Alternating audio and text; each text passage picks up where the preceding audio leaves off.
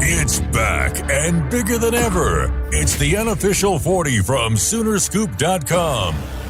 Now, here's the entire Sooner Scoop crew. Carrie, Josh, Eddie, and Bob. All right, we are back. It is the unofficial 40 podcast from Soonerscoop.com. The entire gang is here, and we've got plenty to talk about, especially in the recruiting world, and I am just holding on by a thread with my voice. I don't know. I was in the office all night last night. We got our air conditioner fixed this morning because I was in a sauna, basically, hanging up TV mounts, and I have started drinking like Body Armor instead of like Gatorade, but it's kind of like, I don't know. Have you guys ever had Body Armor? I'm not much of a fan of it. No. It's kind of like milky, sugar-free, like fruity. I like it in small doses, but I swear I just chugged that stuff last night because I didn't want to cramp up in the middle of the night after just being in a sweat lodge for 5 hours yesterday. And I think it hurt my voice. Body Armor kind of, I don't know. It reminds me of, what's the Pedialyte? Kind of. And I'm not a fan of Pedialyte because usually when you're drinking Pedialyte, it means you're hungover. Right. So it kind of gives me like PTSD.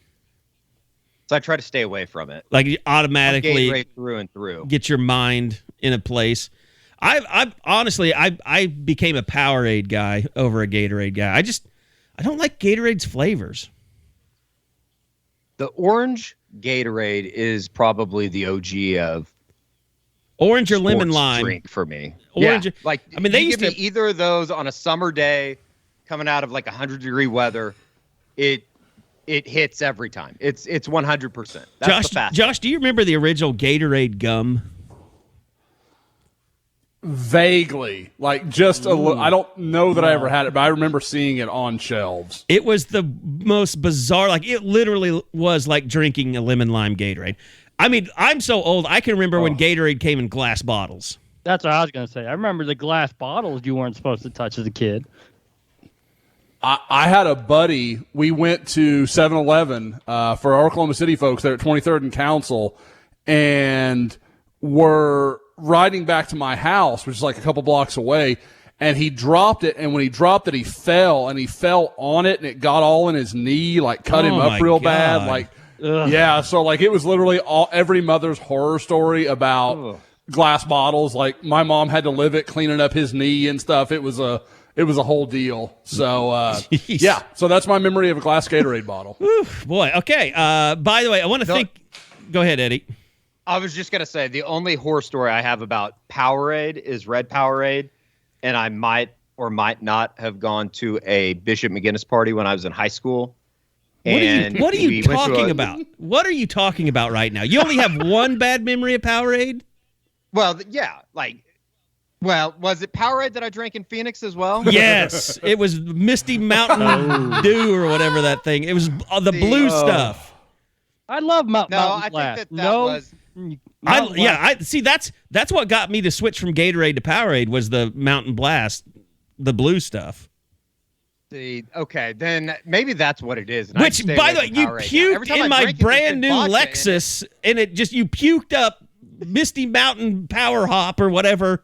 To be fair, that wasn't because of the Powerade. Now that's kind of coming back to me. It wasn't because of that. It was because of the 2 bottles of tequila that I drank with John Shin the night before. It was because it was your first. Feel better. Yeah, it was your first introduction to the Fiesta Bowl hospitality suite, which correct. That's rough on all first timers. That's a top 3 most hungover I've ever been in my entire life. And 100%. I want to say though. Go ahead, John. Kerry gave back a little ground there on Eddie puking in his car because of the way he said Lexus. Like, it was like, it's a Lexus. Like, it wasn't brand like, new like Lexus. My Hyundai. Like, my Toyota. Like, it's a Lexus. It's the first nice car that I've ever had, and Eddie puked in it.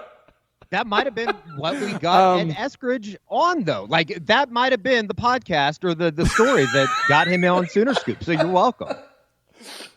I want to say to Ed, that was not a slight at Lexus. It was just the way Carrie said Lexus. Like, it was like, you asshole, you're lucky to be in my car. He is lucky to still work here. He looked down on me.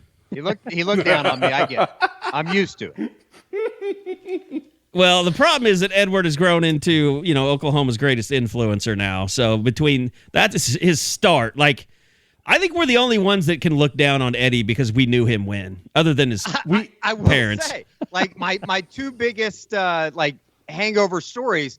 One occurs with you saving my life because the next day was just awful. And then the other time was the McGinnis party, and Sam Bradford saved my life because he was the DD that night. So I at least put myself around good people when I know that I'm gonna. That's the nicest thing you've ever said. On. You're square with Sam Bradford, Carrie. Yeah, Congratulations, sir. When do we get to go to Jackson Hole, Carrie? Oh, you're going to go regardless. You'll just not go to Disney. Oh, I love that place. You've already been, haven't you? Yeah, I thought you've already gone. You go there like once a summer, do you not? Jackson, yeah. Like I've gone to Jackson twice. Probably go back again next summer. Like that is literally Josh at his happiest. It's that's kind of as like good as I can be. But it's kind of like Eddie. Josh's Jackson Hole is not the same as Sam's Jackson Hole. Shit, no. I think there's only one Jackson Hole. Like when you go to Jackson Hole, you're going to Jackson Hole. Yeah, and that's a place that I've been as well. Mm-hmm. Been to the Masters as well. I have heard I've seen the houses from a very, very far distance, and they look lovely. I can say this because it didn't come from Eddie. I've been told by Jackson Hole insiders that there was, I don't know if there still is, but there was some thinking that maybe Lincoln Riley would be blocked from coming to Jackson Hole. Like a citywide ordinance? Like there are enough influential OU people that would be down for having a citywide block, an unofficial block of Lincoln Riley from ever coming to Jackson Hole again. I like that. So, by the way, I want to thank, before we get into the recruiting panic button news, I want to thank everybody for shopping and buying unofficial 40 merch at the SoonerScoopStore.com. There are tons of hats that have been mailed out since this weekend. We just got in kind of the line that everybody was asking for, mainly the trucker hats, and those things have been selling like hotcakes, including the ones that you guys didn't like. Now I will say it has been about our subscribers. It has been passed up by the black and the red trucker hats with the mesh back. So those are very, very popular. I've even gone so far as to restock those before they run out. So appreciate you guys supporting us by supporting SoonerScoopStore.com. We've got some Isaiah Thomas autographed photos, which I think you're going to want to have, and some 8x10s. They're great. Anybody that's got one can tell you they're very, very high quality. So go check that out, SoonerScoopStore.com, and that's a way for you to help us support the pod and the offices and all that stuff. We got the air conditioning turned back on at the office. Not that I didn't pay a bill or anything. It just wasn't working. So I'm very excited. We're getting close to being able to show you guys some cool stuff at the office, and close to me being able to get all this crap out of my house and have my house back. So that'll be cool too. So anyway, moving on. Let's get to the meat of it. Do we want to go back to last weekend with general, or do we want to start with the bad news? I think we got to get the bad out. Okay, let's go bad. Right. Save the booty for last. It's like in the Green Mile, when he heals someone and then all the bees fly out of his mouth. Like, let's just get the bee part out of the way. Let's get the bees out. So let's talk about it. We've talked a lot about Brent Venables and his stance on commitments. It was one of Bob Prisbillo's greatest press conference moments, asking the question when he was termed Johnny Gigolo, which I'm still waiting for that name to catch on completely. But we need to be doing more to help it. Yeah, Johnny Gigolo. Let me ask you this: put it on a T-shirt. Well, no, I love that. Let's. Brent might sue us, although we know his lawyer or his assistant, since he's our lawyer. I don't know how would. Woody has a conflict of interest. He can't be involved. Woody has to go up against his own law firm. No, but Josh, let's talk about this. I mean, Good for YouTube. there is a commitment. There is a visit, an official visit to somewhere else other than Oklahoma planned. What the hell's going on out there? And we now have our first test of the Brent Venables recruiting policy. Yeah, this whole thing is really interesting, and it's kind of we'll start from the start. I think it was yesterday afternoon, maybe kind of early evening. Nick Harris, our Texas reporter, who is incredibly well plugged in, high school level, 7-on-7. Nick knows everybody, and I've told everybody in this pod you should be following him if you're not. Reported that Ashton Cozart, the wide receiver commitment from Flower Mound Marcus, a little north of Dallas, for those not familiar, is planning to take an official visit to Oregon this weekend.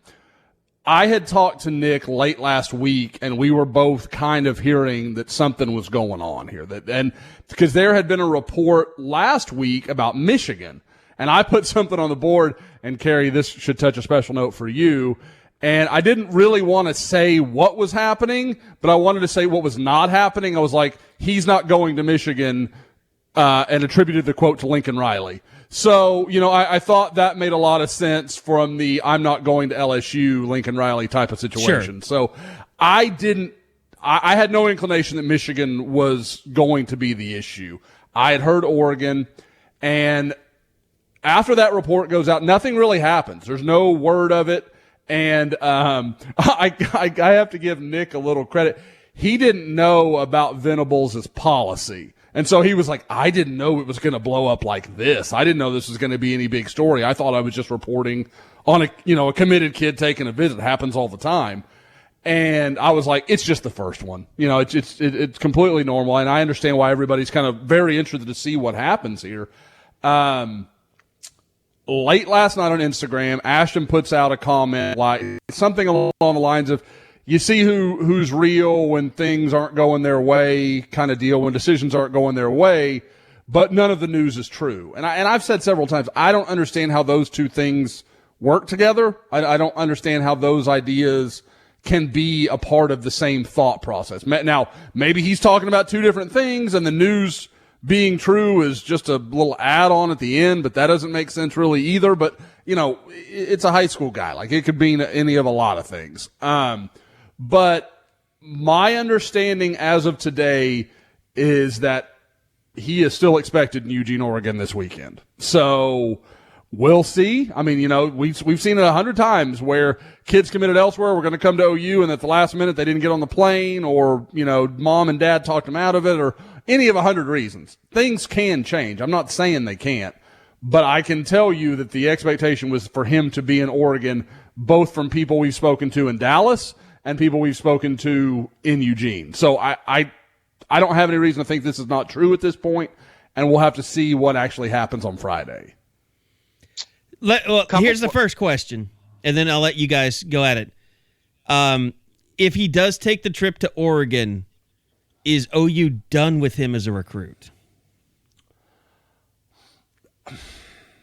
I don't think so. And I think it's largely because OU, I don't think, can afford to be. And I think that's the misconception that people have had. It's not that OU, like, if any kid decommits, they're just going to walk on him. Like, it does. Now, if they see another guy is equal and that other guy's ready to jump on board, hey, lost your spot, man. Best of luck wherever you're going to go. But I don't think it is a cut and dry, nope, not going to do it. The question is do they see Ashton Cozart as the kind of guy they want to come back around for? Like we used to talk about, the former staff having guys like CeeDee Lamb and some of these other guys they went back and fought for after they lost a commitment. And we all know that whether Ashton Cozart decommits publicly or anything like that, in Oklahoma's eyes, if he takes that visit, he's not a committed player. And they are going to, either continue to recruit him as like I said, an uncommitted player, or they're going to move on and go recruit some other wide receivers. As I put in Woke, kind of to follow up the talk of Ashton Cozart today, Cale Gundy's going to go see the number one receiver in the state tomorrow, in the state of Oklahoma. and a long-awaited trip for a lot of people around Tulsa that have been banging the drum for Cole Adams at Owasso. And I know Cole has a lot of interest in Oklahoma. I think there's been a lot of talk that there is some bad blood there. I don't get that feeling from Cole when I talk to him. I don't get the feeling that he's mad about anything. He seems like a guy that's just kind of taking it day by day. Whatever happens is whatever happens. So that's an interesting storyline. Maybe it's just a straight swap and OU moves forward. But I don't know that answer because I honestly don't think Ashton Cozart had informed OU of anything. So I think they are playing catch up. Sorry. Well, sorry to ruin yeah. No, that fills in a lot of kind of the question marks about the trip, because originally when I, talked about or read about it and was kind of, I guess, catching up to speed about what was happening, and this is something that Bob and I talked about this morning, is just the fact that you're going to have a bunch of 7-on-7 teams over the course of these few months. They go on these 7-on-7 trips. And how is OU going to handle, say that he was going up to the Pacific Northwest and just happened to be up there? Is that different than actually setting up an official visit? I guess that kind of answers my question, is like, you can't tell a kid, hey, you can't go to with your 7-on-7 team to visit a campus, right? Yeah, I mean, and that's a really you know what I'm saying? Line like to walk. Because if you're gonna have that hard line, you're kind of like, that just can't work out in today's recruiting, where you say, if you're committed to us, you can't take visits at all. Like that just it's not going to be able to work like that. Well, and I'll say, I think a lot of people, and I include myself, because we didn't really know the answers. I think everyone is working off Dabo's model, and they're going to do it just like Clemson did. I don't think OU's as hard line about it as Clemson is, because I can tell you, and I mentioned it last week, that there were some people at Clemson very surprised about the Reed McKeska thing, that Oklahoma would even be involved with him. I got the impression people at Clemson kind of thought their commitments were going to be treated like Mark and Mike Stoops' commitments were treated under Bob. When once a kid committed to Kentucky or Arizona, they were just off limits. They were not going to be recruited. There was no visits. There was no contact, nothing. They were just off the board. It was a brotherly, kind of unspoken agreement from what everybody could gather. So, I think that's what Clemson thought was going to happen. And I think it's pretty clear Oklahoma's not going to play the card. They're not going to be as hard line about all of this as Clemson is. And I think that's what we're all figuring out, is where are the boundaries? What are the limits? What's okay? I would expect if Oklahoma, because if Oklahoma can tell themselves, okay, he went to Oregon just to see, because his 7-on-7 team went up there. He plays a lot with the team out of Seattle, and he went up there to hang out with his 7-on-7 trainer and, some of the players he knows, and he's from the area, okay, whatever. No big deal. I think you can give yourself reason to look the other way, but something like this is deliberate. I mean, and it's, again, if Oklahoma much didn't know, than just a vacation. Yeah. Yep. That's all. And there are times when I come on here and I tell people, hey guys, this is just a visit. Kid's going to go have some fun. There's no real reason to be concerned about this situation. That is not what I'm hearing on this. That is not what I'm feeling. I know there is some talk that he still plans to be at the barbecue on July 3rd. What his status will be, how OU feels about that, I don't know. Did Bob drop an F-bomb? I guess Tell me Bob dropped an F-bomb. Josh, no, he said you said July and it was June, the barbecue. Oh, damn it, in case you cared. Yeah, I got you. Yeah, you cared. The natural follow-up to that is, I guess, would be what happened. Because when we talked to him down at, and it was a couple months ago, obviously, but when we talked to him down in Carrollton after the Under Armour thing, it sounded really, really positive for Oklahoma. Dan Lanning happened. And I saw Ashton again like 2 weeks later at the Elite 11, hanging out with Jackson Arnold, where they're, golly, sorry, now I'm dying. Carrie was smart and took care of it before the pod. You all missed a real winner. Thanks. But just throw me under the bus. But, well, I mean, I can't be alone here. Okay, I'm going to drag your ass down with me. So Mikhail Harrison Pilot and Peyton Bowen were there, and neither Jackson Arnold, and I made a comment about a picture I had of all four of them talking in warm-ups, and they were all kind of in this circle just chit-chatting, and Ashton Cozart has OU, gloves on, and Jackson was obviously he's always been very open about his OU commitment. And I tweeted out something like, think these guys were doing a little recruiting or something, and Jackson Arnold tweets eyeballs or something. They clearly were working those guys. And Ashton has talked about working hard on Mikhail Harrison Pilot and some of these other guys. And for this to happen, you're just you just can't deny that. I mean, there's a lot of NIL talk here. Is a lot of what's going on in this conversation right now. And I don't know if that's correct. I don't know if it's fair. It's just the kind of the word on the street kind of thing.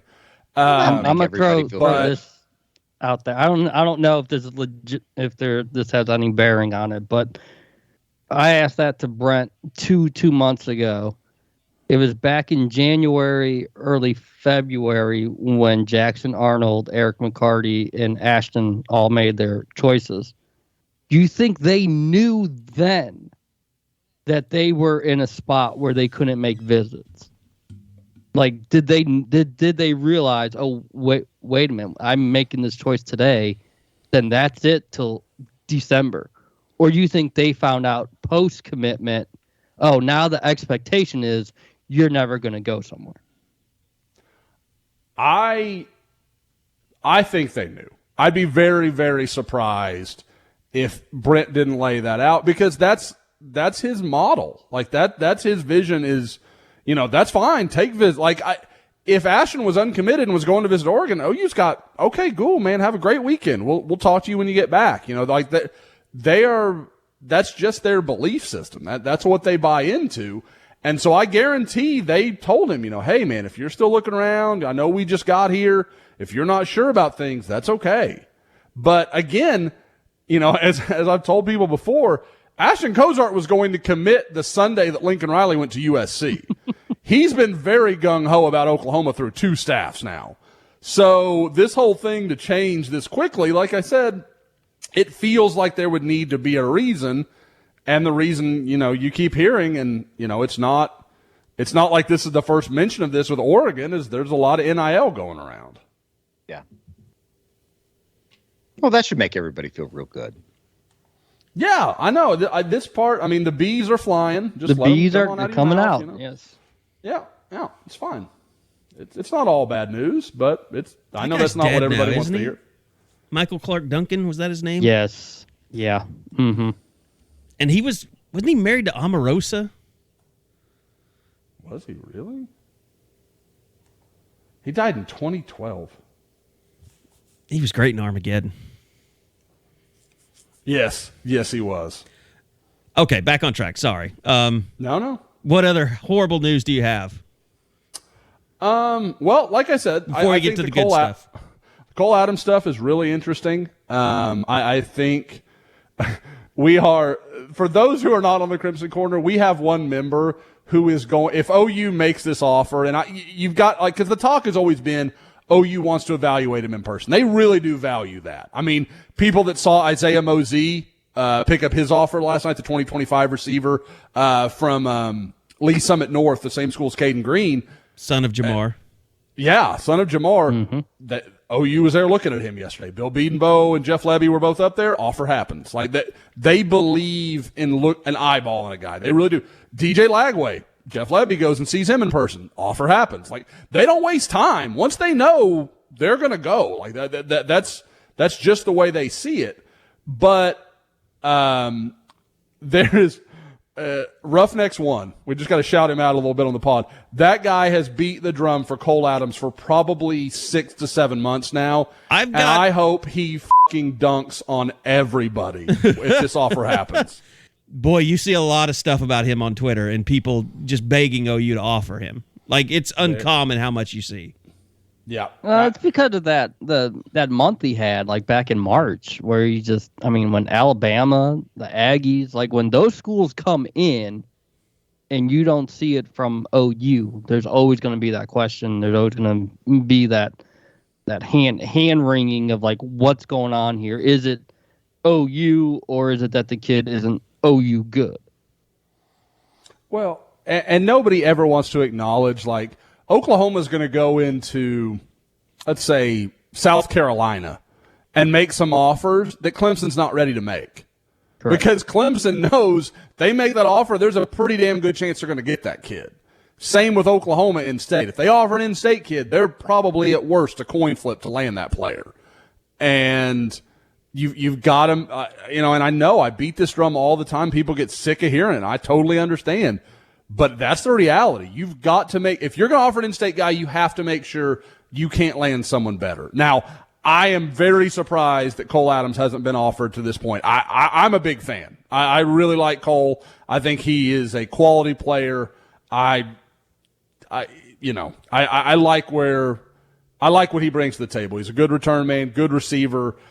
He's more explosive than he'll ever get credit for because, let's just be honest, he's a white wide receiver. People are just born to knock those dudes. And and the guy, I think he went 10-7 or something in the state meet. Like, guy can go. Like, there's no problem there. Problem is now you have so many examples, that people remember. They don't think about the guys that like we all loved the Mashburn brothers. Like, we thought, they could play at OU. They should, if they offered him, we'd be like, that's a good offer. And neither one of them became stars to this point. But then you have the George Kittles, and then you have, God, why am I blanking on Norman North tight end's name? Kohler. Yeah, Charlie Kohler. Yeah. So those are the guys that guys remember right now. And really, I think we all probably, the godfather of all the Oklahoma should have offered, and maybe it's the birth of the internet, but God, my brain is not working. Are you going way back in the tight end Wes machine? Welker is who I'm going to. Okay. Okay. I thought I was going to hear Garrett Mills. I will say Brett Bowers is the only person that exceeded Wes Welker in recruiting information coming from his family. Wes? Yeah. I would really? Get that's a little before my time. So, yeah. I would get stuff constantly from his family. Interesting. It was back in the day, that was pretty much, it was like, Wes Sims, Wes Welker. Those are the big names in state. But you get a lot of like packets from his family and things like that. Whereas Brett Bowers, I remember his dad sent me, you probably got it too, a VHS tape that it not only was, it wasn't like a VHS tape off the shelf. It literally had graphics built, like it was packaged like it came from a major motion picture studio.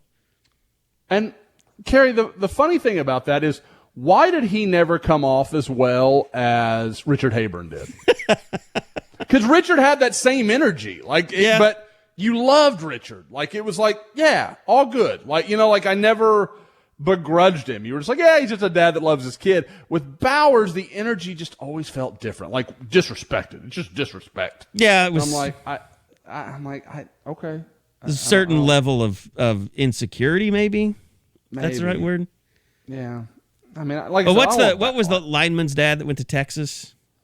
That Rollerson. Rollerson, yeah. Rollerson. His dad tried to say what I said that's the only, wasn't true. Parent that's ever been just, I'm like, okay, this is Jake insane. Rollerson's dad. Yeah, he was insane.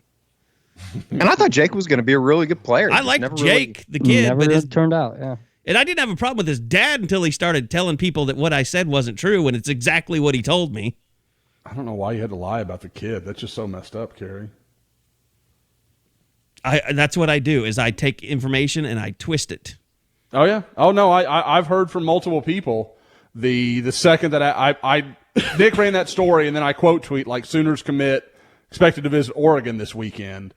And I get multiple people that are like, nuh-uh, he said on Instagram it's not true. Well, he would be the first recruit ever to deny a story that made him that look was 100% accurate. Yeah. That never has happened before. Shoot, yeah, you're right. Screw recruit.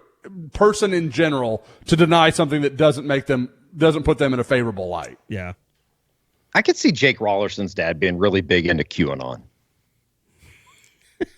Maybe. I'm not going to argue with you on that one. I'm not saying you're right, but I'm not going to argue that you're wrong. I think you can say that about Here's the scary thing. He might be right about some stuff.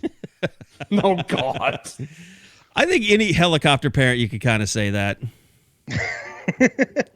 Yeah. No, but I think the thing with Richard was like, I think when you would talk to him, he was just trying to get a gauge most of the time of where things stood. Like he wasn't like telling you that his son was getting screwed all the time or things like that. Like he wasn't trying to, craft a narrative around his kid. He was just a genuinely good guy. Yeah, he was a guy that was super excited about his sons. Yeah. But, it just, I don't know. Like I said, it never bothered me in the way that some other parents, I'm like, you've got to tone it down. Really? I thought Ben was more not standoffish, but he was kind of that, chip on his shoulder attitude more than his dad was. Oh, 100%. Because Ben came from such a small little private school, I think he felt like everyone doubted him from minute one. Because honestly, only time I've ever been to that school in my life was when Ben Habern was a recruit. Same school that produced Whitney Hand, Mrs. Landry Jones. So, lot of greatness from Liberty Christian and Argyle there for a while. And now it's just Argyle itself is a monster.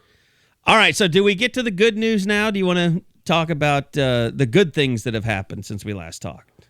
Nothing. That's where Jason Witten's the head coach now, right? Liberty Christian? Yep. I believe that is correct. Oh, wow. Yes. Mm-hmm. A lot of money then. Yeah. So, Bob, you did not want to have anything to do with writing the headline for OU's newest recruiting. I couldn't be that creative, so no. I don't know if creative's a word for it. I don't know if I passed the creative test on it, but I just put my little spin on it.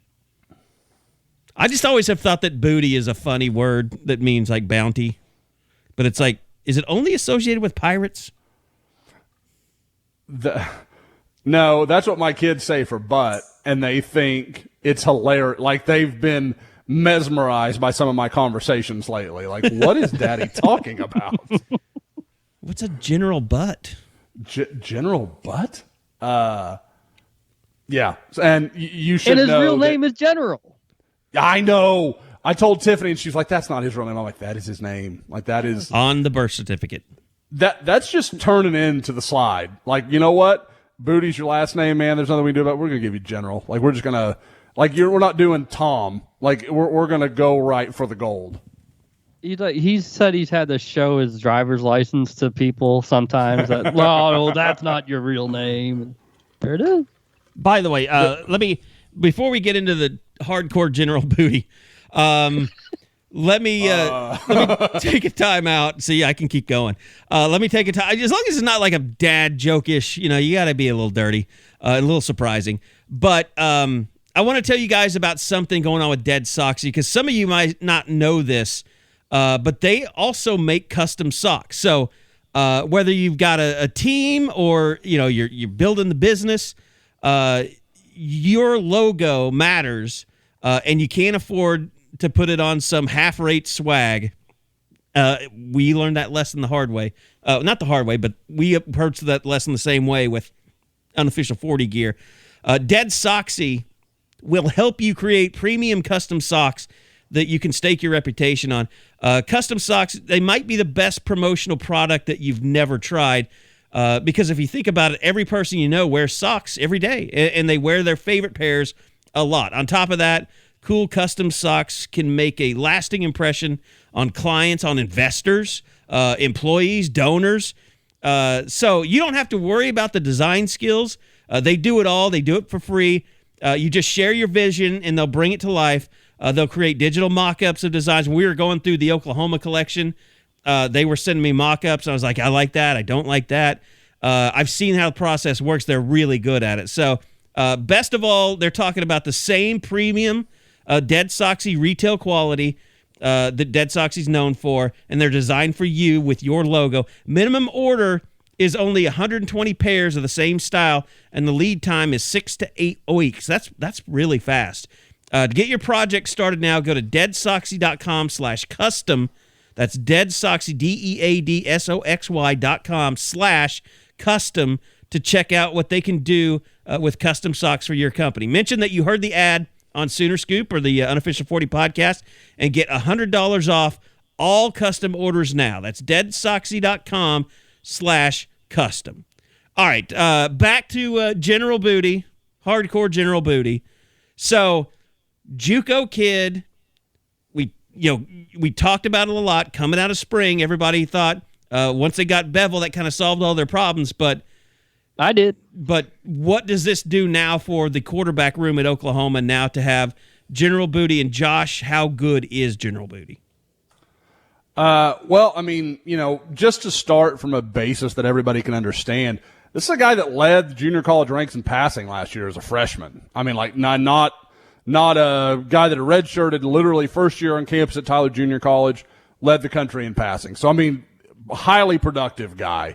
Watching him on tape, there's a lot to like. I love his touch. I love the way he works, vertically. I like him, down the seam. He shows a lot on tape. There's a lot of feel to his game, which makes sense. I mean, he's a football family kid. Like, he grew up around it. Uncles were both really good and accomplished quarterbacks. So there's plenty to like there. I think there's some development. I think at times, like, his feet can just kind of get set and he doesn't move the way you want him to. But when he does move, kind of has to buy time.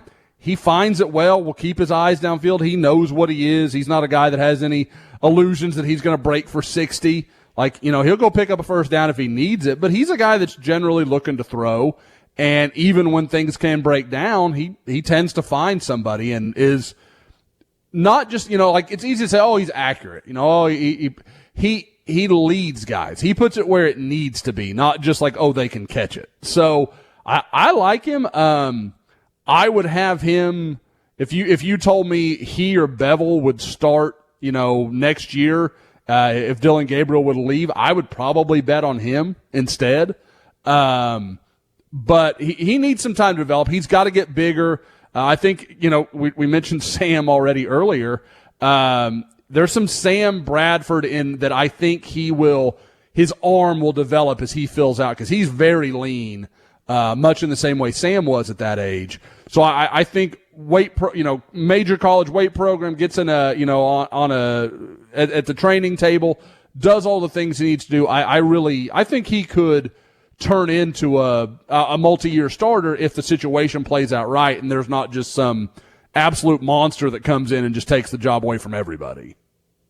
Did it surprise anybody the way that it went down? Because when we were talking about it last week, it was like, okay, he's coming in, but are they going to say 2023? Are they going to wait? Are they going to press the issue? Like, I guess I was a little bit surprised that they went ahead and not only made the offer, that he just went ahead and committed. You look around the room and I guess he feels pretty confident about, maybe it's a thing about, didn't have a whole lot of other options, but I don't know. I was surprised that it played out so quickly, given that he could have gone back to JUCO. He could have, and I guess he is very familiar with Jeff Levy, and he told me he had a preferred walk-on option at Ole Miss with Lane and Levy for the 2021 class. It's just something that couldn't be worked out at that time. And so when Levy came to watch him at Tyler in the spring, he said, kind of wait this out a little bit. Something might pop up. Something might be available for us here in Norman where we can try to make this work. And he said he was offered on the first day of the visit, and then he decided to commit on the second day to go ahead and get it over with. And he said because of the fact that he is from a football family and he has traveled, like 4 different high schools or something like that, or 4 different programs in the last 5 years, he's not as scared about just saying, all right, in 2 weeks now I'm going to be in Norman. Like making that type of adjustment. Like this is sort of what he's been waiting for, this type of moment. and he seems very eager to sort of get this all going. Dumb question. Does that change anything for Davis Bevell? I mean, if you're him and you're looking at kind of the landscape right now, can it change anything? I think that they would get out of it. I think they would have had to have those discussions with him. Sure. Like, I mean, it would be not reckless. What's the word? Irresponsible to not tell a kid that committed to you, like, we still might take another. And as much as they talk and harp about just communication, relationships, and that kind of stuff, I have to think it would have come up. I don't know. Maybe I was just a little bit surprised that it all came together. I mean, you're looking at that quarterback room now, and they got 7 guys in there all of a sudden after, you leave spring and you're kind of like, well, they only have really one true option. Well, we all wondered, what's Micah Bowen's place in this thing? And then he throws a 95-yard touchdown in the spring game. Yeah. I will say, I'll totally own. I put it in several places on the board. In Scoop, I kind of discussed it. Like, I thought once Bevell, what my assumption is that they had set up that visit for last weekend prior to Bevell's commitment. And then once he came in, Levy and he had a relationship, and hey, we may still recruit him in 2023. We'll see what the room looks like, and if Gabriel's going to come back around or come back for the 23 season. And so you thought, well, okay, that makes a lot of sense. Just kind of continue to keep that relationship going, because junior college quarterbacks and junior college players don't really get recruited until October, November, when when schools are starting to learn, okay, we're not going to get that high school guy. Let's go get the fix we need at safety or running back or whatever it's going to be. So that's kind of what I thought this was about. So I admit fully being surprised about him being offered in 2022. And, like I said, I think it says something about how much Jeff Lebby likes him. Because that's not, again, they got 7 quarterbacks. They don't need to take that risk.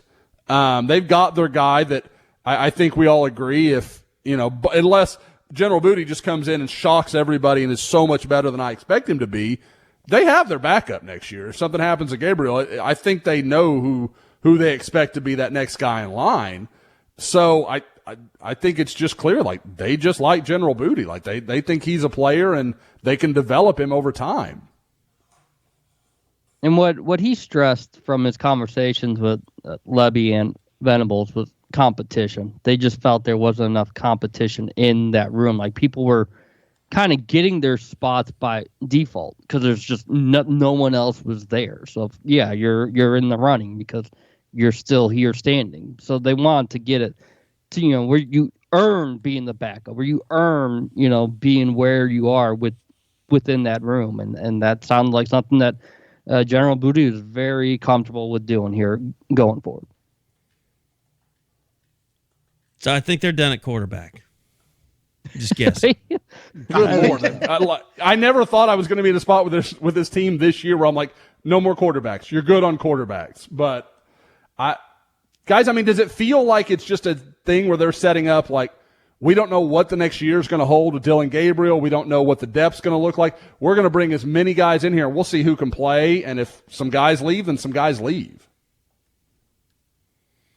Yes, that's how I absolutely take it. Well, and you're already. I mean, it might be time to kind of push back a little bit. I mean, with the transfer portal and everything else, like, everybody's been painted in the corner with the quarterback stuff, where you have to offer one a year, and then. You have a guy that changes, and it, like, OU was so fortunate to end up with Caleb Williams because of Brock Vandiver.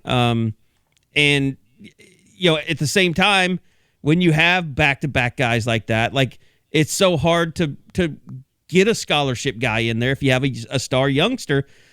Everybody is always so afraid of over-recruiting. Like, at some point, the coaches just have to kind of say, look, we need to be able to recruit quarterbacks every year. Like, or we're not worried about pissing off, the guy we just got last year that thinks he's next in line by recruiting a guy. I mean, it's like, at some point, this is not sustainable because one thing has to happen, one injury has to happen, and your whole program tanks.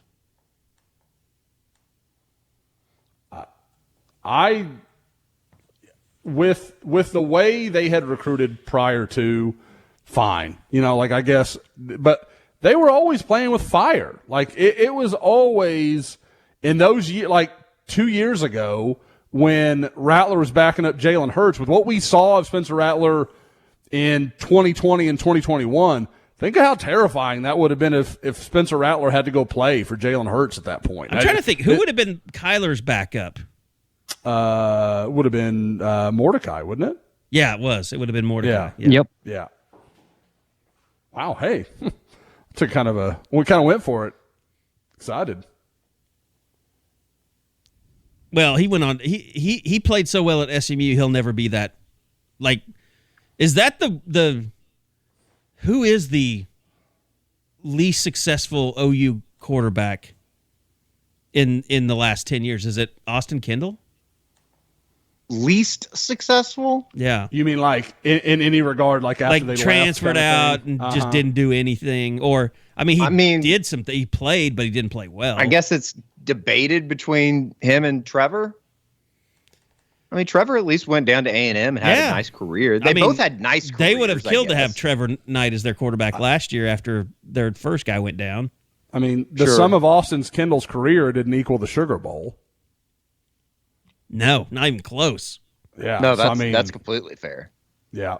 And does that equal Justice Hansen doing okay at Arkansas State? I don't know. He was great. He ended up as like didn't he end up like a top 3 all-time passer for them or something? Player of the Year candidate, like offensive player of the year. I mean, like, yeah, he had by the way, shout out to Justice. He just got married recently. I don't know if you guys saw that. I didn't. Congrats to Justice. You unfollow everyone, though, that's no longer a recruit. So Did they need any B-roll video for like a highlight thing after? we have a bunch of it sitting around.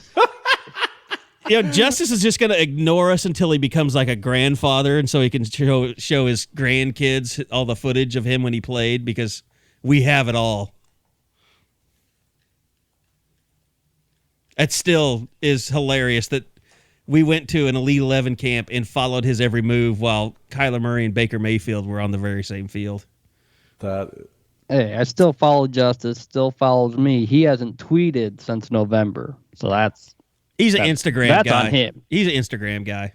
I don't follow Justice anymore. I had to go look when you called me out, Carrie, and I was like, nope, I don't follow him. That's correct. I'm not following him. He still follows me, so I'm extra asshole.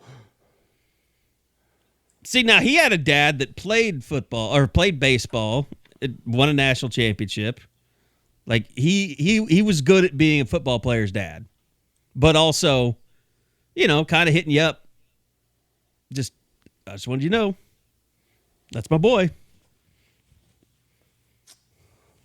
Maybe you sound like you had a different experience. Me? Yeah. Oh, heck no. No. His family was Dusty awesome was fine. Yeah. Yeah. Always great to deal with. Just the silence. Always. I felt like Josh might have had some dirty one put out there. No. They were, I can remember, I think at a Nike camp in Dallas years ago, sitting with them for a while and just like talking. And I think you guys know, like, I don't do that. Like, yeah. I don't talk to people I don't have to talk to. And we were just shooting the bull, man. They're nice. They're good people. Your personality with people is fascinating. I picked a really weird job to have the personality type that I do. There's no question. Like I like being around my family. I like being around my friends. Generally speaking, I don't like talking to people. And I will say this, like, since we got the office, this is the most we've ever talked.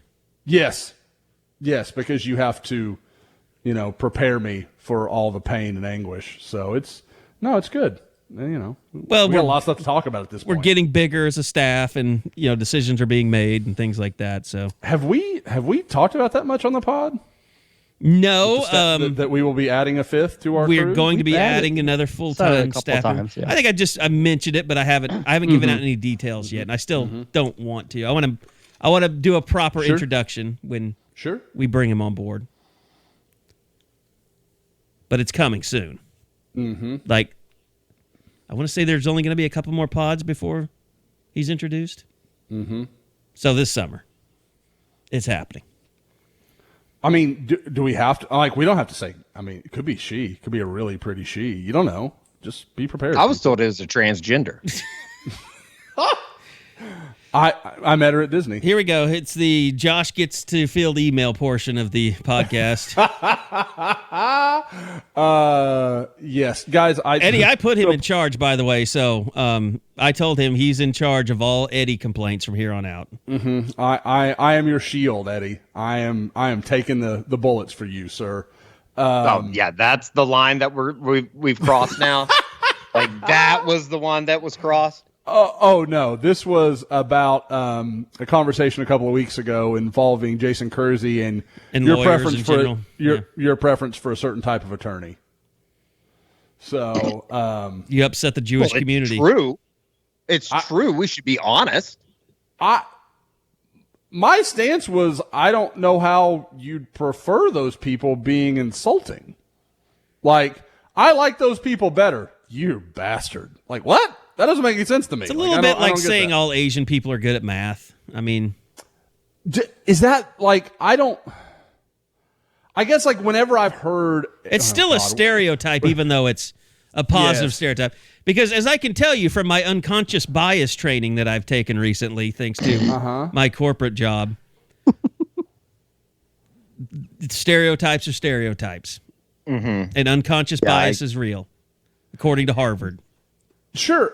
I guess I'm more worried about the person that writes in because of something that they heard on a podcast that they chose to listen to. I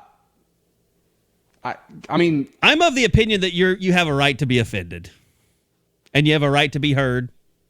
Yeah. No. Like I Kerry can attest. He was part of the thread. Like I went back and forth with the gentleman several times. Wasn't ugly. Nothing bad about it. Like it was just two people talking. Like I try not to say GDs because that offends a certain segment of the listening audience, which I understand. God damn. It's just like give him a hoop and he will jump through it. Well, I mean, just people are amazing. People are amazing. It's kind of it humors me is what it is. Thank God we've got Bob here, Bob and I, to balance you guys. The problem is the problem with the world. I mean, like living in Oklahoma, it's just like anything else. It's like people in Oklahoma think if you're down the middle that you're automatically liberal because you're not conservative. And I'm not trying to talk politics, but it's like with the social media stuff, that becomes a factor because, like, YouTube could probably flag what you said about the lawyer and like take away our monetization because it's just that world that we live in. Everybody's very sensitive about everything. Well, that's a platform that gives Tim Dillon a platform, so they're not going to do that. I don't even know who that is. See, that's how connected I am. He's the funniest comedian out right now. Maybe I've seen some of his stuff on TikTok and I just don't know. I don't think he's on TikTok. I feel like Eddie is the comedian may not be a literal job title for this human being. No, he's a comedian. I don't trust Eddie at all. He does stand up. He's hilarious. He's a stand-up comedian. He's not like... He tells jokes in a nightclub. He's not like a Hard Factor or something guy. That's right. He hangs out with Alex Jones from time to time. Okay. So yeah, see, damn it. I knew it. I knew not to trust your ass at all. There are people screaming at the pod right now. How do you not know who Tim Dillon is? He's fantastic. But see, this is like people, when I tell you I don't give a flying about politics, this is what I'm like. I am sincere in it. I don't know anything about it. I don't give a shit about yours, and I'm not going to talk about mine. We're all good. That is, but see, that is, once again, you've made your life out to be where nothing can come into your bubble.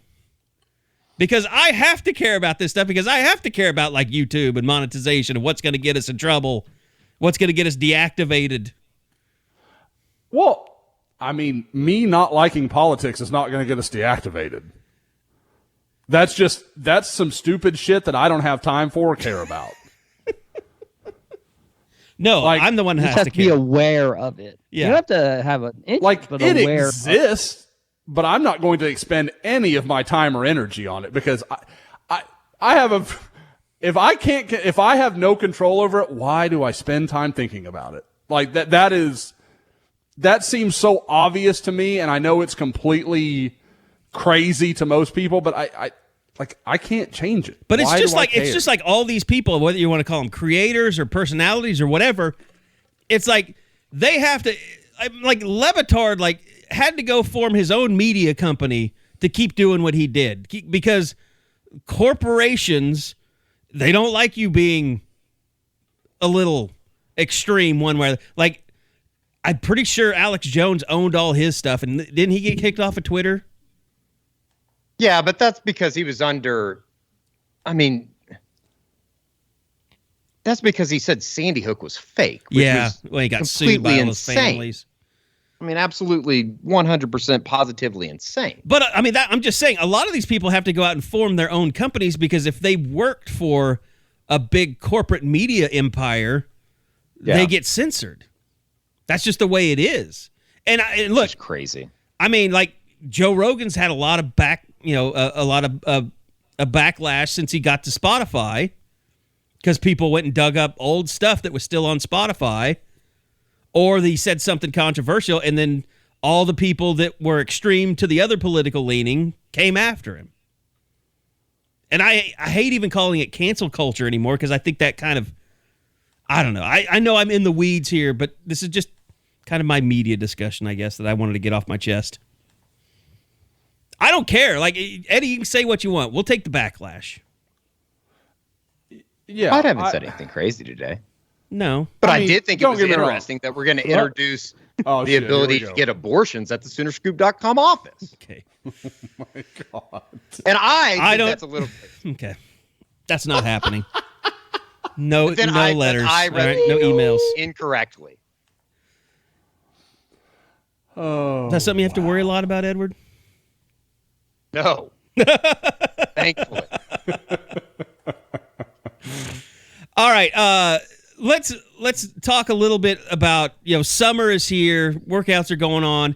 I know, Bob, a big part of what you're doing is kind of the welcome to OU stuff right now, getting in touch with guys before they get to campus. Like, what is kind of, I mean, I don't think we talked about the Porter Moser stuff because that was Thursday, I think, after we did the pod when that came out about going to Spain, Barcelona, and Paris.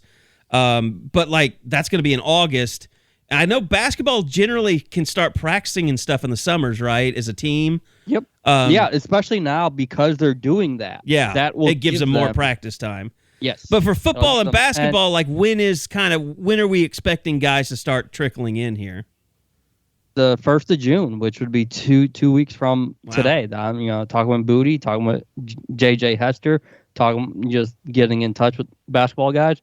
June 1st. I mean, that's when they're all going to start showing up, and so that's why when you see that there's 3 open scholarships still for basketball, you start wondering, has Moser been able to find those pieces? And I had sources say that they still feel really good, despite the fact there hasn't been a new name in at least 2-3 weeks in terms of a commitment, but that it's just going to be matter of time, matter of being patient, and the 3 names will come out, and they feel pretty confident with the team that they're about to put together. And it will be interesting because, Dylan Gabriel told us in the spring, like, we didn't do off-season 7-on-7 stuff because nobody knew the offense. Like, now they're going to have guys that know the offense a little bit. They're going to be able to go out and do, volunteer workouts and things like that. So they'll be able to get a lot more out of it. And then, you bring in the freshmen like Gavin Sawchuk and get him in the mix. And I'm trying to think, who are the most notable guys that will be coming in that haven't been here? Wait. There is basketball conversation happening, so I'm only hearing half of it. But I feel like I've heard Gavin Sawchuk come up a couple times. I come back in. Mm-hmm. I mean, Jade Rose probably number 1, right? I think Gentry Williams. Sawchuk, yeah. I mean, Gentry. Those are the guys you have been waiting for, especially in the secondary. Yeah, and it's going to be,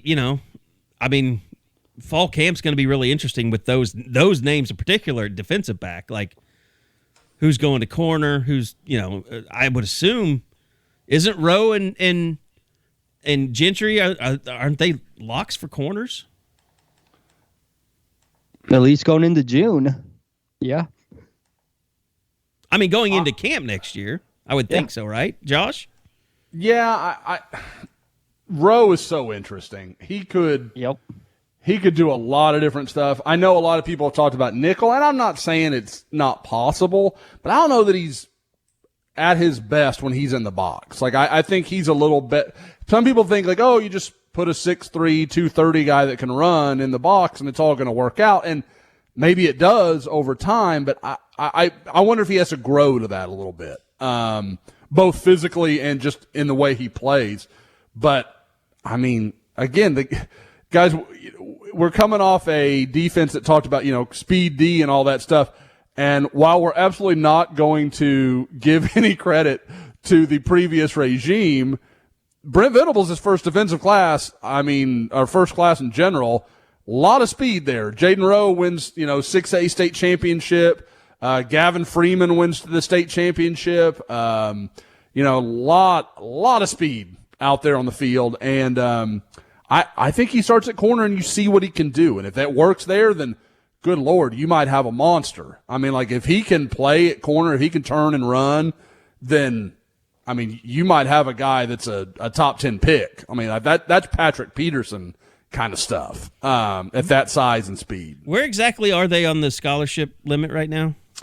It's funny. It's really funny you say that. I was just updating the scholarship chart because I was like, oh, I haven't added general. And then I realized I also hadn't added Bevel or Hester. So that's all been updated to anybody that's been looking and kind of wondering when that was going to get fixed. So they are at 75 of 85 now with 11 set to come in. So I'm guessing there's something there that that is not either someone's expected to go out. I'm not quite sure how the numbers are going to play on that, but clearly there is something and has that's to after give. Cody, Noah, NRK. Let me make sure. I've got Cody's definitely gone. NRK is gone. Noah is gone. So that's interesting. I hadn't even I would literally just total it out at 75 like 2 minutes ago and didn't go back and make sure I knew how many freshmen. I had it in my head that it was 10.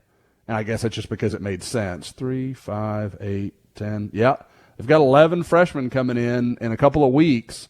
And by my count, again, now maybe there's something that I've missed or just something is not right, but I've got them at 75 with 11 coming in. They could be banking on that, maybe rules change. There's been some talk that the NCAA, I think Staples was the first to mention, like, one way to solve a lot of these problems is to get rid of the 25 rule and expand rosters a little bit more because all these people are trapped in the portal, basically.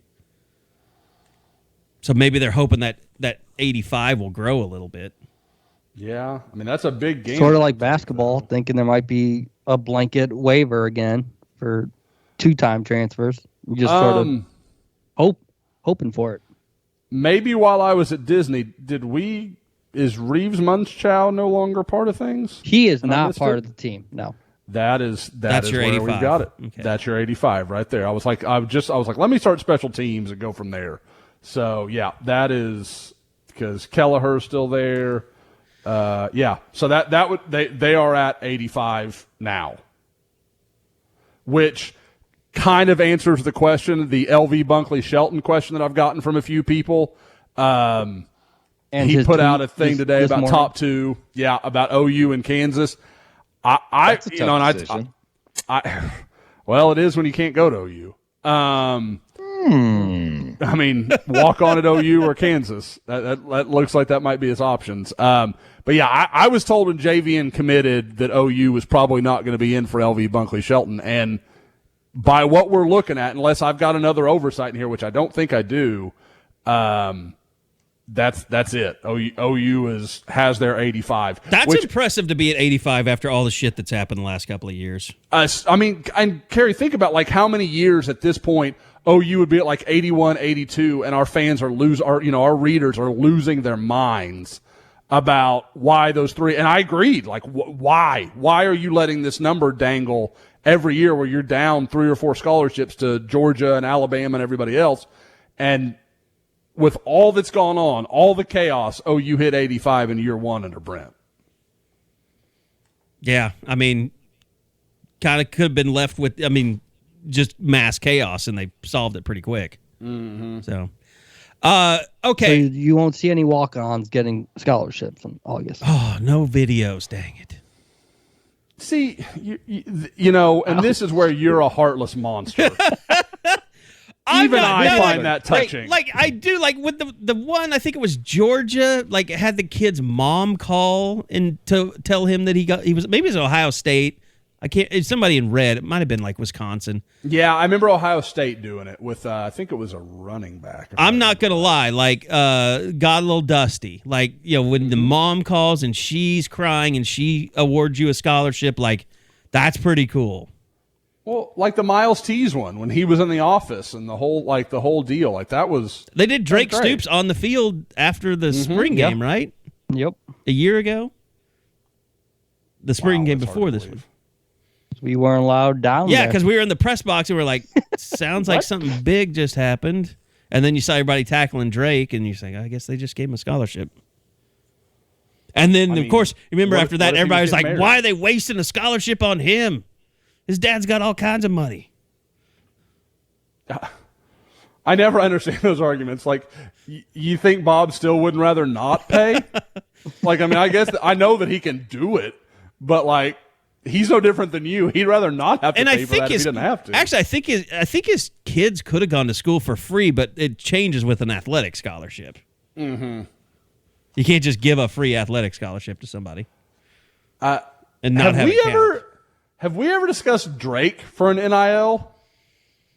Well, no, but I think he'd be good. Like if we were doing it every week. But he's not known as. He's not. Guys, am I right? He's not bad, but he's not like real forthcoming. I think a lot of times we get a bad interpretation of these guys because of Zooms. What? Well, because of Zooms too. Well, the Zooms and just in general, having to answer some of the you can say it. Stupid ass questions that they get asked. I mean, I wouldn't want to talk to anybody either. No, it is like ridiculous. That's just not a setting. Like the way that post practice stuff is set up, it's just not a setting to offer a whole lot of your personality unless you're somebody that comes way over the top. There's no. Is that fair? There's no. What's fair about it is that you need at least 10 minutes initially to start building the rapport, and then. From 10 minutes on, sometimes you find the best answers. That's fair. But that's a lot of patience. Yeah, you got to wait through the how'd practice go today questions. Yeah. Guys, yep.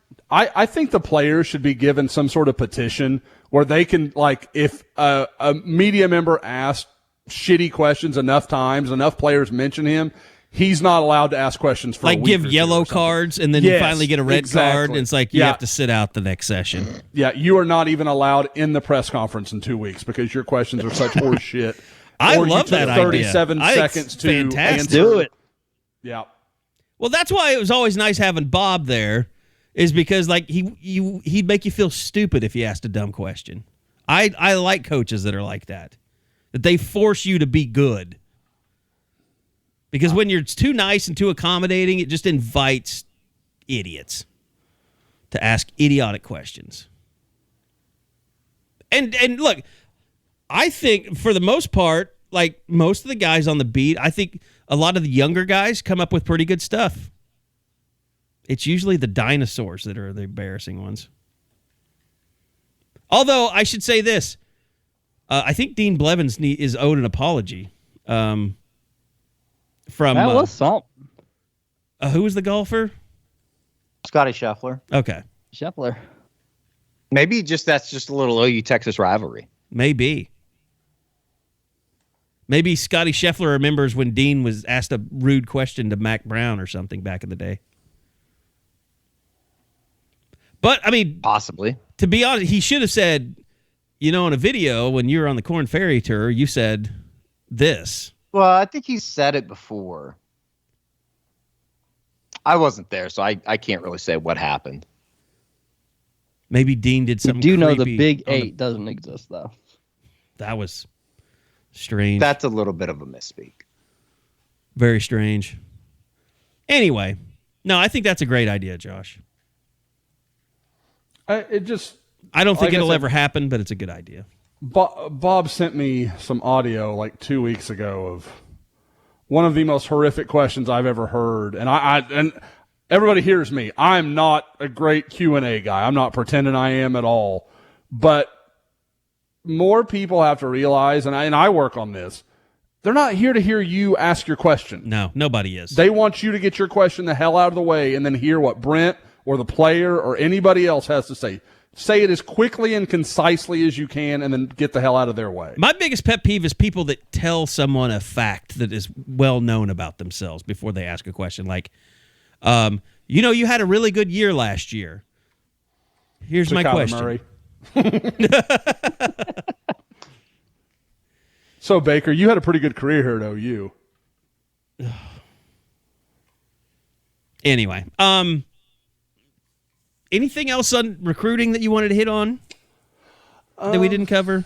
Oh, yeah. I mean, you're seeing all the camp stuff come out from guys that are getting invites and things like that. Well, just to kind of cover, tomorrow night I'm hoping tomorrow to see 3 or 4 practices. It's been a weird week. We thought Carrie was going to come down. They didn't come down, and then Tiffany had some stuff going on. So it's been a weird – I meant to hit more than I've gotten to hit this week, and some of it's on me as well. Like, I'm not just putting that off on everybody else. But so it just hasn't quite worked out the way I wanted it to. But going to see some practices tomorrow. Really one of my goals is to see Reed McKeska, get a good look at him, get some tape. Their spring game is tomorrow night here in Houston, so I'm going to try to get up and see that. I'm hoping to see Eddie's boy, Jaquade's Petaway as well. So, probably 6 or 7 touchdowns from him in about 10 minutes in the spring game. And going to go to Atlanta this weekend, go see the Atlanta Rivals camp. It's not looking like it's going to be the 2023 group I hoped for, but looking at the 2024 list, there may be 15 guys there that hold OU offers, like Kavion Henderson, Mario Craver, both those guys from Alabama, CJ Hurd, T.A. Cunningham is supposed to be there, top 10 guy in the class for 2024. So it should be really good. Going to then I fly out Saturday, come back from Atlanta Sunday, immediately head to Oklahoma first thing Monday morning, and then we'll be making my state tour where I'm, planning to see Ryan Grayson, Ravian Larry, get my first freaking in-person look at Eric McCarty, as crazy as that is that it's taken this long. Just a weird set of circumstances with him. Not like his fault, just the way it's worked out.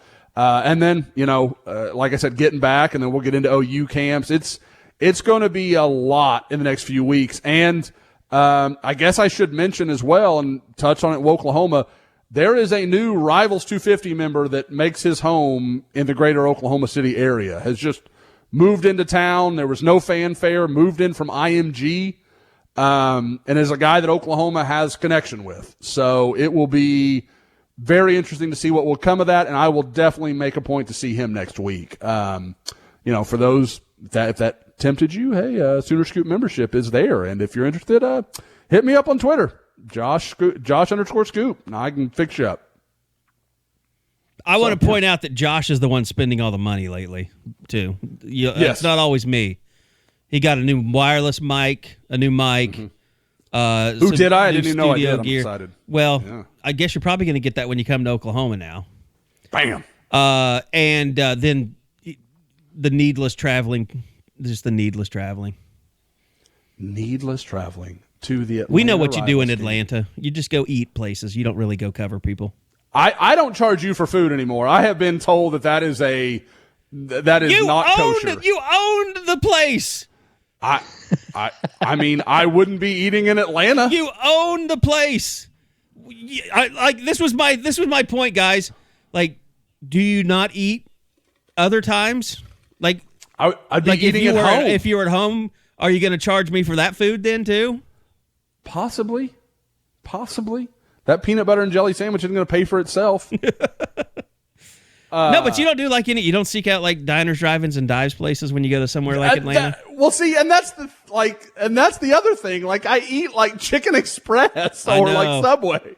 I love Chicken Express. I can't lie. That's a real vice for me. To be fair, that's your fault because the way you travel is you book your flights basically as things end. So you're running from the airport to a football field back to an airport, so you don't have to be away from your family for very long. That is 100% accurate. Like it's not my family. They're okay. My bed itself, I don't want to miss my bed. I do agree with that. Although hotel beds, man, they're pretty good. Yeah. No. We that was the one I will say I give Disney a lot of shit. The beds at Disney, and we stayed at 2 different resorts while we were down there. Really, really quality beds. I slept like a champion, and I rarely do in a hotel bed. So that's weird. I sleep awesome in hotels. I think largely, Carrie, because it's exactly what you're talking about. Like, I go to bed at the last possible moment I can so that I can wake up at as quickly as I can and go to whatever I've got to go to and then get back on the road. Like, I'm just constantly, when I'm not at my house, I'm sprinting. Which is why I get annoyed when things don't run on time, because I have forced them to do so. I don't think you've ever seen an awards ceremony at a Rivals event, have you? Could not give a shit about the... I'm like, yep, I don't care. You always plan your flight like right as the camp is ending so you can get the hell out of there and miss the award ceremonies. Who is the one OU commitment we've seen take home the Rivals MVP? How'd that go? Trajan Bridges. Yeah. Well, and Aaron Parks was the offensive lineman. Mm-hmm. Yeah, that was a banner year for OU at the Rivals camp, and I didn't see shit from it. I found out all about it as I was getting on my airplane. I was like, oh yeah, watch on the Rivals feed on the Twitter. So on the Twitters. Yeah, I forgot Trajan Bridges won. Yep, and he was great that day. Like he and Theo had great camps. I mean, that was people. I think as time has gone on, they've forgotten, but Theo, he's cooked Derek Stingley a couple times that day. And then he switched to defense. He was like, I'm done. Like, mission accomplished. Yeah. I'm going to go have some fun now. And then he dropped. He didn't take anything seriously after he burned Stingley twice. Yep. He was just like, that's all I came here to do. I'm done. Yep. Because he knew. I mean, he was like, that's the number one guy. I worked him over. And Stingley didn't move an inch, and Theo pretty much just dropped continuously from there. And I thought it was wrong, but so far, Theo's got some stuff to prove. There's no doubt. He's by far the most fascinating guy in offense going into next year to see what he does. Yeah. Because he has second-day potential. And it probably more than that if he didn't have his, some injury history now and had played a little more football. But if he went out and had a huge year, there's no reason he couldn't be a second-round pick. Big, tall, athletic guy that can run. Yep. There's a lot to like there, but there's just been no consistency to him, and it's not all his fault. It just at some point it's you got to actually do it. It can't just be about promise anymore. By the way, everybody happy with the lottery last night? Love it. Oh. Yep. Eddie, are you a Chet guy? You want your Chet? No. I'm doing everything. I'm doing everything I can to slander Jabari Smith up until the draft. I might even invent websites to promote anyone as number one over Jabari Smith because I want him with the Thunder. Yeah, I agree. I'm a big Jabari Smith guy. I'm infatuated with him. Orlando.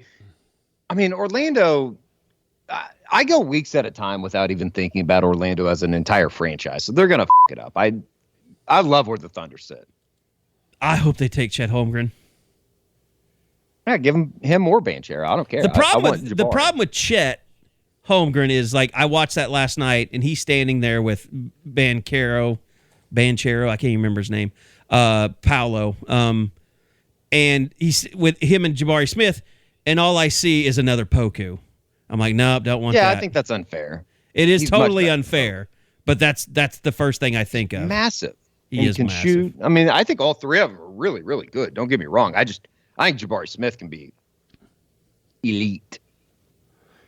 Isn't Chet like exactly the kind of guy that people have bagged the Thunder for not developing into the modern game, having a 4 that can step out and hit the jumper and hit a 3 and having more of a perimeter presence. Well, that's all Poku is. I mean, Steven Adams was not that. But Steven Adams isn't that guy. I mean, hell, Memphis might not have kept it close without Steven Adams in that series against Golden State. Be very careful. I'll accept no slander of Steven Adams. Oh, no, I would never. That's my great guy. I don't want him on my basketball team, though. Hey, whoa. He's a situational player in today's NBA for sure. Yep. Well, and that's really what I mean. Like having a guy, and again, I get what you're saying about Poku, but like obviously Chet Holmgren has a chance to be a much, much better player. Sure.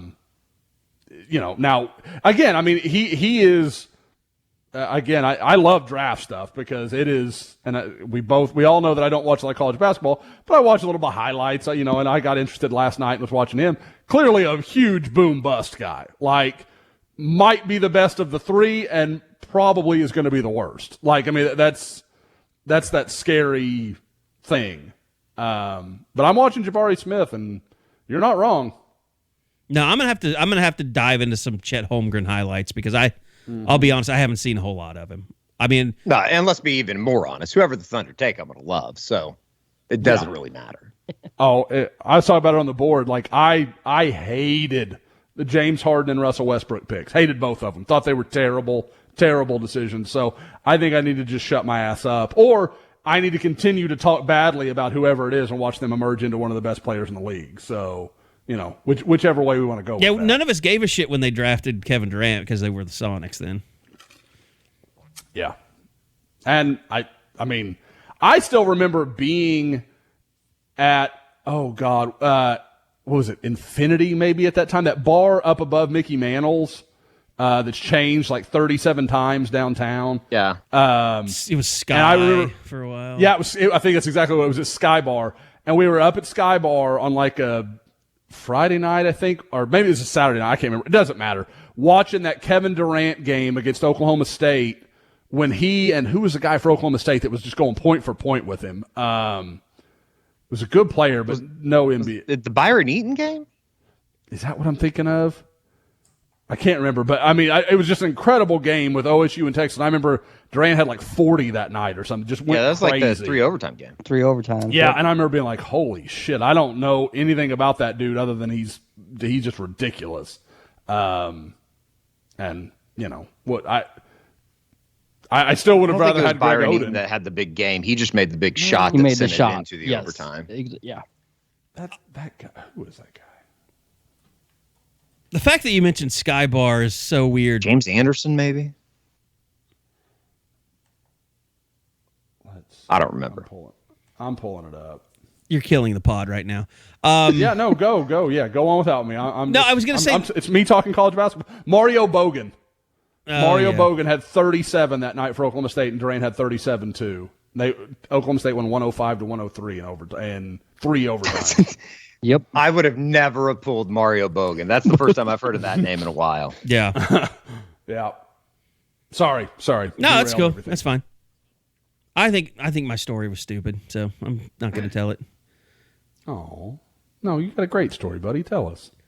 I was just going to say Sky Bar is the only bar that I've ever been thrown in the drunk tank after attending. And then a guy tried to fight me in the drunk tank, and he was so drunk I just pushed him away, told him to go to sleep. That's really bad when you're basically in a toxic relationship to the point where you get into a fight with someone else and then they throw you in the drunk tank and you're really not that drunk, but you're belligerent because you've been fighting. And they're just like, all right, that's it. You're going to the drunk tank. And then you have to sit in the drunk tank the entire night with a bunch of people that really deserve to be in the drunk tank. And I deserve to be in there. I was being an asshole. But then you have to call your girlfriend that you're in a toxic relationship with, except that she lost her phone that night because she was being drunk and annoying. And it just reminds me that that's another major life milestone moment I had where Jason White was there as well. That is not the turn I was expecting at the end of that story. I mean, when I got LASIK, Jason White was there for whatever reason I don't know. And it wasn't weird until I took the Valium, and then it was weird. And then the only time I've ever been thrown into a drunk tank, Jason White was there. Oh, wow. Wow, I've got a lot of. Thank we God did I think he Skybar a left lot in my age. before. In my age range, that was very popular. I remember I had a buddy. Speaking of Valium, took one. He was supposed to take a half. Took one and proceeded. He looks over at me at one point in the bar and he goes, "Is this whole place rocking?" And I was like, "No, dude, it's not rocking." He tries to puke in a beer bottle in the middle of Skybar. Oh my It was. God. I mean, like I said, he'd had like 2 beers. He was totally fine. And he is a pod listener. So hello, friend of mine, whose name I'll leave out to protect the guilty. But, yeah, it was a stronger moment. I never did the drunk tank. I had a buddy that went in and they let him keep his phone and stuff. Like, I was like, really? Oh, wow. It's that nonchalant. So he calls one of my other friends, and they won't release him until like 7 a.m. So he calls one of my other buddies. Till 7. Even if you're totally lucid and not tired, you wait. And then the hard part was I couldn't remember where my car was. Like, it was just such a hectic night. And so then you realize, oh God, I gotta like walk a mile to get to my car. And you've been wearing dress shoes the entire night, and your feet are just dying. It wasn't a good experience. Like, sock wear spots, like where they're like your feet have just been worn down in certain areas, bloody and blistered, and not good for anybody. Which I can say that's one of the worst nights of my life, and that's not so bad. I've never actually been in a real jail, thank God. Even though, kind of like we always say, I definitely have done things to deserve to spend the night in a real jail. I just didn't get caught. Sorry, Mom, if you're listening.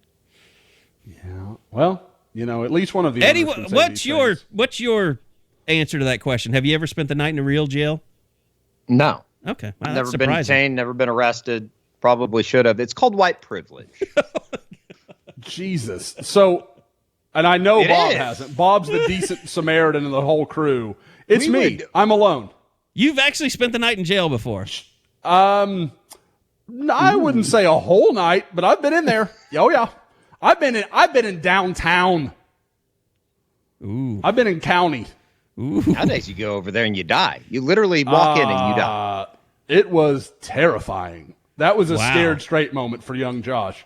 I don't think I've ever said this publicly. Got a DUI. Got myself in a little bit of trouble one night. This was 2007, something like that, somewhere in that ballpark.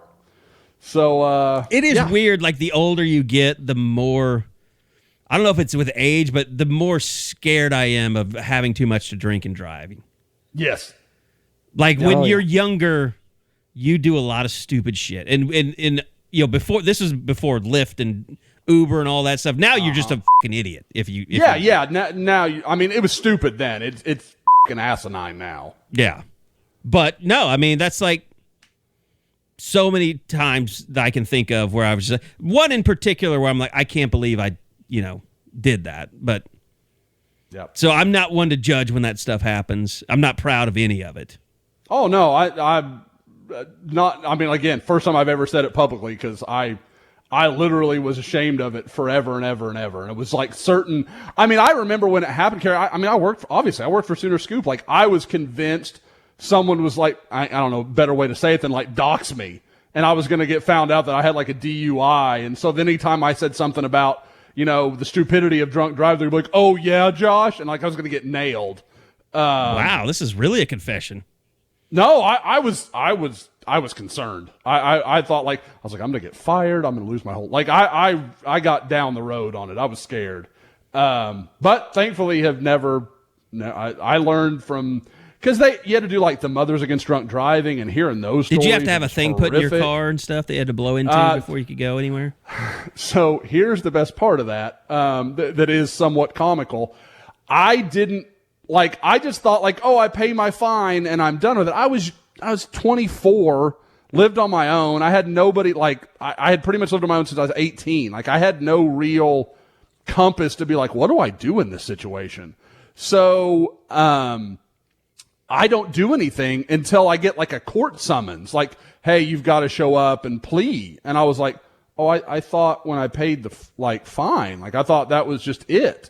And so I have to contact an attorney and they're like, okay, you have to do this, this, and this. I'm like, well, it's been more than such amount of time. Well, at that point, my license was already suspended. Like they just suspended it. I couldn't have it if you don't appear even with a breathalyzer. Even if you get a traffic citation and you don't pay it in time, your license gets suspended. And so I was like, well, why do I want to put that in my car just to have the same penalty anyway? Like, screw that. And so I was like, I'm not doing that. And so I never put it in, but I had to drive for like 6 months without a license. Like I had no license and was driving because I had to travel. Like scared I was going shitless places. That if you got pulled over, you're going back to jail. Every time I was terrified. And then like when that period passed and I could go back and get my actual license, that was like, I don't think you're ever excited to go to the tag agency, but I was pretty pleased that day. I feel like we need to talk about something else besides like one of your biggest admissions of all time, like on the pod. Like we have to end with something besides that. Sure. I mean, kids make good decisions. Josh made a bad decision that night. So be smarter, be better. So that Jordy Ball situation, huh? Oh, what are we hearing there? What's the word? Give credit to Gabe and Teddy. They had Patty Gasso on their pod, and she kind of the first time, admitted that she has a hairline fracture in her non-throwing arm, right? I think it's in her. I thought it was in her throwing arm. I really don't know. It's kind of like one of those things. Like there's people on the board. I bet she doesn't pitch this weekend, and then they get her for the Super Regional. Yeah. Or I mean, honestly, they could probably hold her off until they get back to Oklahoma City. Well, and I know I don't know. To sound like that, but I mean, look, anything can happen. But have you looked at the records of the teams that are in OU's regional? I mean, most of them are barely above 500. Oh, I don't think anybody's scared of Minnesota A&M or Prairie View A&M. Yeah, I mean, I think Central Florida gets through. I think they're probably a pretty good team, being that they're a national seed, but. Oh, you should run through them, and then you get to the real stuff, and you get to Oklahoma City, and you get to the Final Eight. I mean, they lost to Oklahoma State without their best pitcher because Oklahoma State's a damn good team. I mean, I expect Oklahoma State to be there as well. Really good. Yeah. Number 7 national seed. I'll be surprised if they're not at the College World Series as well. No, they should be. 100%. All right. Well, I think that's going to do it. Josh, kudos to you. Good run for OU golf. Yeah, you've been out there. Regional. Oh, yeah. So they've come back today already, huh? Wow. Yeah, they came back. They're going to win the regional by probably 10 strokes, 11 strokes. They beat Auburn by 16 today. They got one guy coming in. I mean, OU, they have a chance to win a national championship in golf. There's just no other way to say it. Texas is going to qualify, so they're going to get through. It should be interesting to see what happens out at Grayhawk. You get through the stroke play and then get into match play. OU, Texas, and Oklahoma State, all three probably talent-wise about as good as anybody in the country. So good comeback. They played really well today. We should have all I think that they only made 8 bogeys between the 5 guys. 20 birdies, 8 bogeys, something like that. Did they play that well, or did Auburn fall apart? Or I guess come back to earth anyway? A little bit of both. Yeah. A little bit of both. I mean, truly, it doesn't matter. You just got to get into the top 5 to qualify for the NCAA championship. So you want to win the regional if it's at your home course, though, I would imagine. All right. Good showing. Good showing. Good stuff. Thanks to see everybody up in Tulsa this weekend. Now, are you going to? Did you go up there yet? No, I haven't. Okay. He doesn't have your hat yet. I've heard that the Hills hat is completely sold out. Yeah, I don't understand how that happens that fast. But I will be checking when I get up there. I wouldn't shock me if we have a listener that held two back for you guys. We had a listener that offered to go get us merch, and I said we got it taken care of, I think. I know that I've secured a visor from the clubhouse, so very nice. We're good. So just a Southern Hills visor, not a PGA visor. No, yeah, it's not a PGA. I'm not much into the. You don't need something that says Southern like Hills stuff, unless it's like vintage, and then you want it. Right. If it's from 1982, yeah, I want it. At Shinnecock in 74. Yeah, that's the one. That'd be sweet. Yeah, I got you. But I think it was 78. Well, I hope you. I'm just kidding. Hope you enjoy it. And once again, thanks everybody. Don't forget SoonerScoopStore.com. Everything's in stock right now. I don't know how much longer that will be, especially with the trucker hats. But go check it out. Lots of new merch in there. And dang it, I still have the red visor that I need to get up, and I'll get that up, I promise. So go check that out. Thanks everybody for shopping there. Had a lot of orders over the weekend, and those have just been started shipping out, so you should be seeing those very soon. And thanks to Dead Soxy. Remember, check them out at that deadsoxy.com/custom to get socks for your company. Really high quality socks with your logo on it as well. Thanks to Josh, to Eddie, to Bob. I'm Kerry, and we'll see you guys back here next week for another edition of the Unofficial 40 Podcast from Soonerscoop.com.